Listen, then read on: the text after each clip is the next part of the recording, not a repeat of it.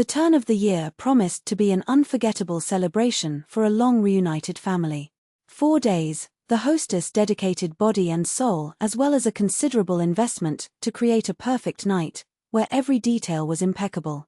But a calculated Sogra gesture was enough, which in public presented the daughter-in-law with a simple beaten apron while distributing valuable jewels to the others, so that the party mood turned into a sharp silence, interrupted only by the noise of dishes being removed from the table. Just imagine, friends, a meticulously planned New Year's Eve supper, with magazine decoration, sophisticated menu, and a table that overflowed abundance. It was Daisy's chance to prove once and for all that he deserved his place in that family, especially in the eyes of Antonina Viktorovna, a mother-in-law who from the beginning treated her with a poorly disguised disdain.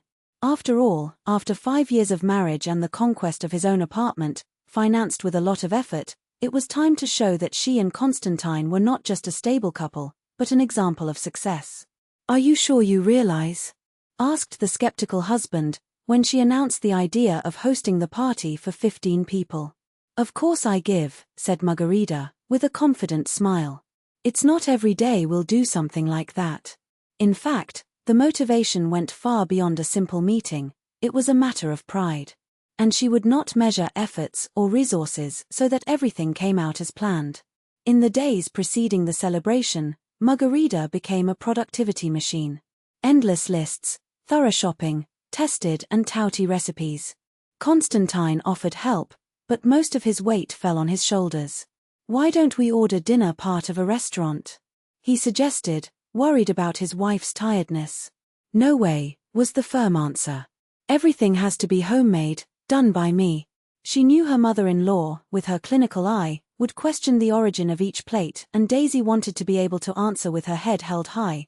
"I was the one who prepared from start to finish." On the eve of the new year, she woke up before sunrise.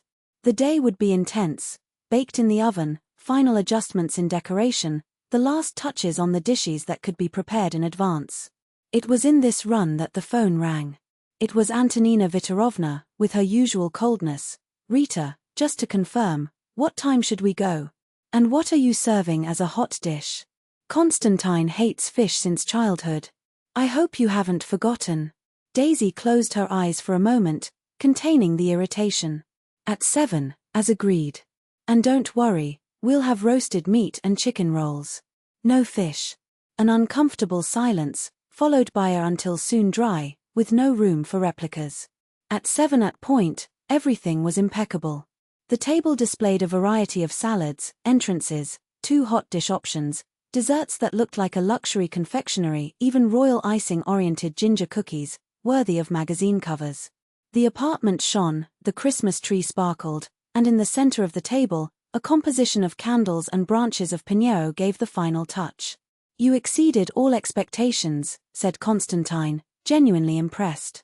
Daisy smiled. The 40,000 reais invested in the party weighed in their pockets, but each penny would be worth it. The guests started to arrive. First, Constantine's parents. Antonina Viktorovna traveled the room with an evaluating look without even emitting a comment. Then came the others, her husband's sister with her family, cousins, uncles, a flood of distant relatives. Dinner started in a relaxed mood. The compliments to the dishes did not stop. Constantine was looking at his wife with admiration, while Daisy finally felt the weight of the last days to dissipate. Even the mother-in-law, after a few poured, nodded with a discreet sign of approval. But then came the moment that would change everything. Between the main course and the dessert, Antonina Viktorovna got up with a solemn air. "I have a small gift for my girls." He took 2 boxes out of his bag, one large, one small. "Svetlana, my daughter, this is for you." When opening the velvet package, the sister-in-law arched by surprise, a pair of elegant and shiny diamond earrings that came to life under the party lights.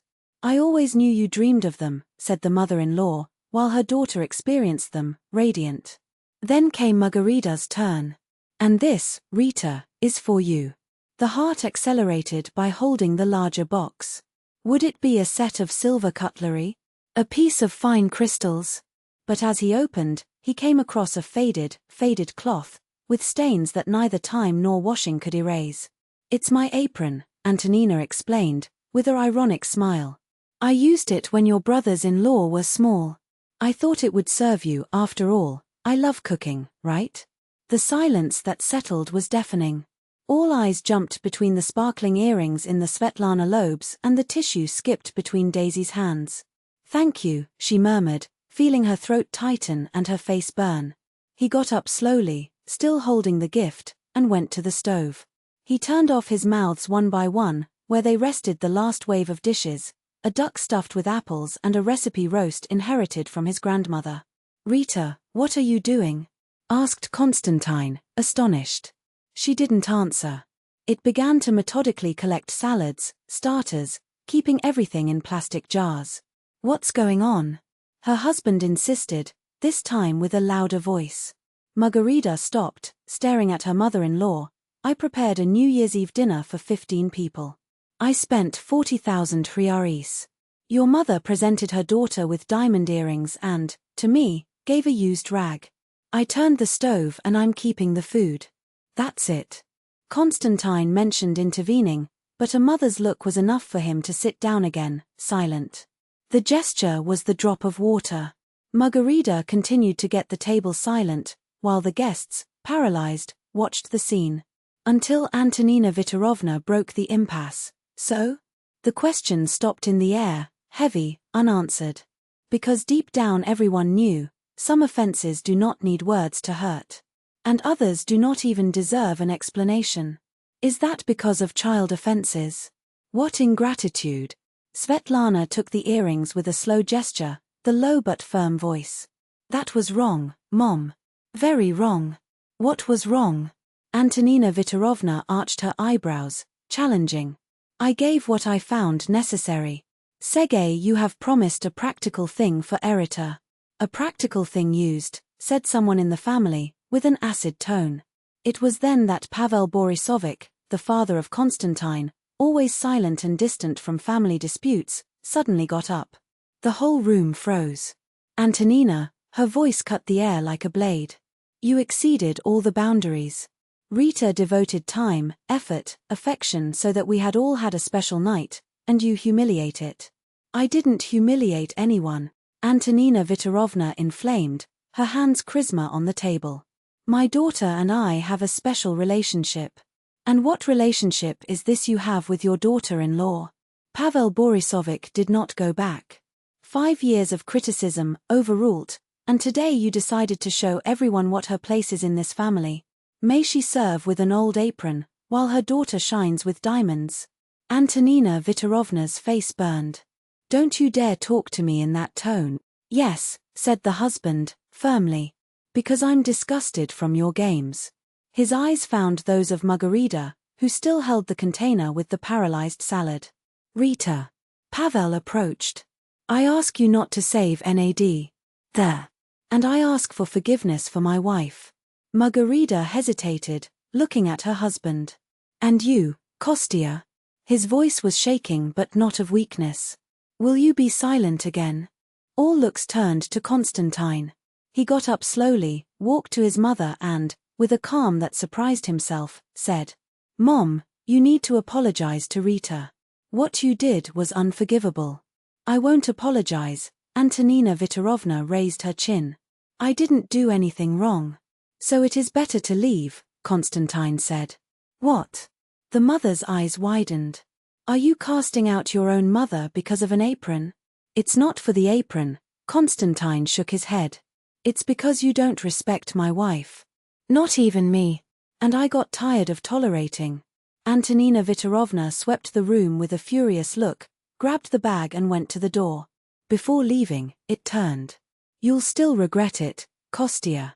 When the door closed behind her, a thick silence took over the environment. Then Svetlana approached Margarita and extended her box with the earrings. Take. They should be yours. No, Daisy retreated firmly. I don't want these jewelry. What do you want, then? Asked Svetlana, hugging her. Respect. His voice did not hesitate. And I deserve it. And you have it. Svetlana tightened her harder. Sorry for allowing this to last so long. With the departure of Antonina Viktorovna, the air in the room seemed to relieve. Pavel Borisovich raised a toast to Daisy. His culinary talents were celebrated, and the party followed, more sincere, warmer. Without the oppressive shadow of the mother-in-law, everyone breathed more freely. Later, when the guests were gone, Konstantin helped Margarita tidy up the table. "Sorry," he murmured, "for not being on your side before. Why are you so afraid of her?" Daisy looked at him. Konstantin sighed. "It's not fear. It is habit. She has always been a dominating force. My father gave in, I got used to it too." He paused. "But today I understand that this is wrong. And now, your voice has gained firmness. Everything will be different. I won't allow her to treat her anymore. Not even me." And he fulfilled the word. In the following months, the relationship with Antonina Viktorovna was tense. She tried to recover the old control, but bumped into her son's determination. Konstantin was irreducible, either respect for Daisy or distancing. And to everyone's surprise, he received unexpected support, Pavel Borisovich's, who for the first time in decades began to impose his limits on his wife. It was a shock to Antonina Viktorovna. "Don't you love me anymore?" she asked her husband with tears in her eyes. "I love it," said Pavel, serene. "But loving doesn't mean agreeing with everything, especially when you're wrong." 6 months later, already understanding that her old tactics no longer worked, Antonina Viktorovna appeared at Margarita's house when she was alone. "Can I come in?" he asked, with uncertainty that was not usual. Daisy opened the door silently, watching her. "I." Antonina Viktorovna swallowed hard, the words weighing like lead. "I came to apologize. What I did on New Year's Eve was cruel. Unfair." Margarita crossed her arms. "Why did you do that? What did I do to you?" The mother-in-law sank into her armchair, suddenly looking like just a tired woman, not the usual relentless matriarch. "Nothing. You did nothing." He sighed. "I was afraid of losing my son. I thought you were taking him out of me, and I tried to prove that there was still power." He shook his head. "It was petty. Pathetic. And why did you decide now to apologize?" "Because I realized that I can lose not only my son, but the husband too." He hesitated. "And I started doing therapy. It was Pavel's idea. A nearflesh. He gave me an ultimatum, imagine just." Daisy could not avoid a smile to Imag. Ink the father-in-law, always so reserved, finally planting his feet on the floor. "And what did the psychologist say?" "A lot." Antonina Viktorovna sighed. "Especially that we parents insist on controlling their children even when they are already adults. And that it destroys them." He paused. "I don't ask you to forgive me now, but I would like to start over. If you allow."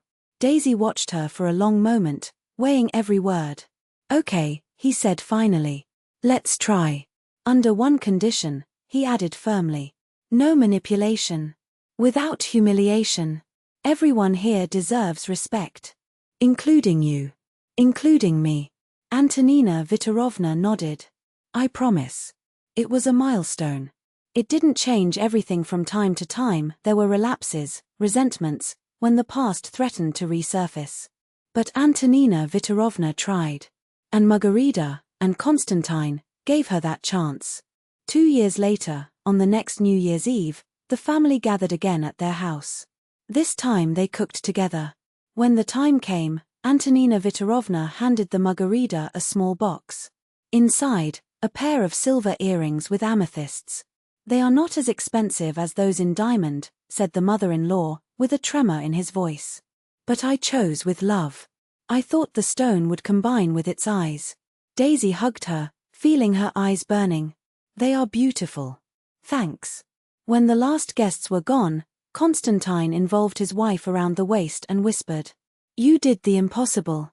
Tamed my mother." "It wasn't me." Daisy shook her head, smiling. "We were. And do you know what I learned? Sometimes, just stop enduring. Draw limits, even with fear." "And that apron?" asked Konstantin suddenly. "Played away." Daisy laughed. "I kept. In the pantry." His eyes shone. "One day, I'll tell this story to our children. To know, Any situation can change if we have the courage not to shut up when they hurt us. They stayed there by the window, watching the city's lights shine in the night. Not as victims, not as enemies. But as a family, imperfect, yes, but free. And for the first time in a long time, the new year seemed really new. And there, embraced by the silence of the night, they reflected on how a single painful incident and a single gesture of courage could rewrite an entire destiny. Because the true family is not the one who never argues, never stumbles, never hurts. It is one that, even with the scars showing, chooses to get up together, turning each conflict into a step into something greater, the respect that survives the storms. The worn-out apron remained hanging on the pantry like a silent relic. Not as a shadow of the past, but as proof that some stories do not need to be erased, just overcome. And they, with their hands intertwined and their eyes fixed on the enlightened horizon, were no longer the same as they entered that year. They were stronger, wiser, and above all, finally free to write the next pages together.